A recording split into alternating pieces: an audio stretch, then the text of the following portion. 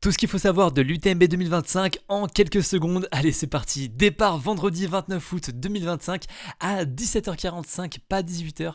Non, parce que cette année, il y a une modification de parcours. Il y a eu des éboulements sur le début de parcours. Donc, entre Chamonix et les Ouches, hop, le parcours va légèrement changer. Mais ça va être quand même plutôt plat, plutôt large pour pouvoir se placer tranquillement. Une fois arrivé aux Ouches, on monte direction le col de Vosa, puis redescente direction Saint-Gervais. Après ça, long faux plat montant en passant par les Contamines Montjoie, puis Notre-Dame de la Gorge.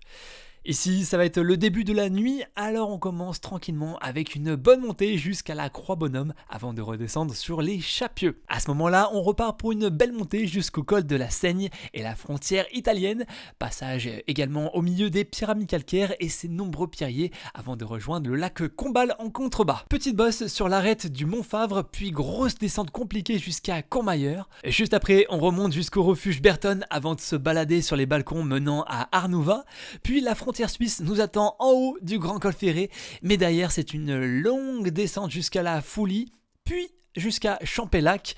On passe alors la côte bovine et le col de la Forclaz pour se retrouver dans la dernière ville suisse, Trian. La montée des Tsep n'est vraiment pas évidente, quoique la descente juste après est encore pire, mais Valorcine est là. Et là, dernier enchaînement de montée avec le Béchard très technique, attention, puis la Flégère. Ensuite, on redescend dans la vallée de Chamonix jusqu'à la magnifique place du Triangle de l'Amitié. Chez les femmes, on attend un gros duel entre Courtney Dauwalter qui a déjà remporté 3 fois l'épreuve et Ruth Croft qui a terminé deuxième après une belle remontada l'année dernière. Et chez les hommes, duel franco-français entre Ludovic Pommeret, vainqueur de 2016, et puis Germain Granger qui a abandonné à 20 km de la fin l'année dernière alors qu'il était deuxième. Et toi, quel est ton pronostic? Dis-moi tout ça dans les commentaires et bonne course!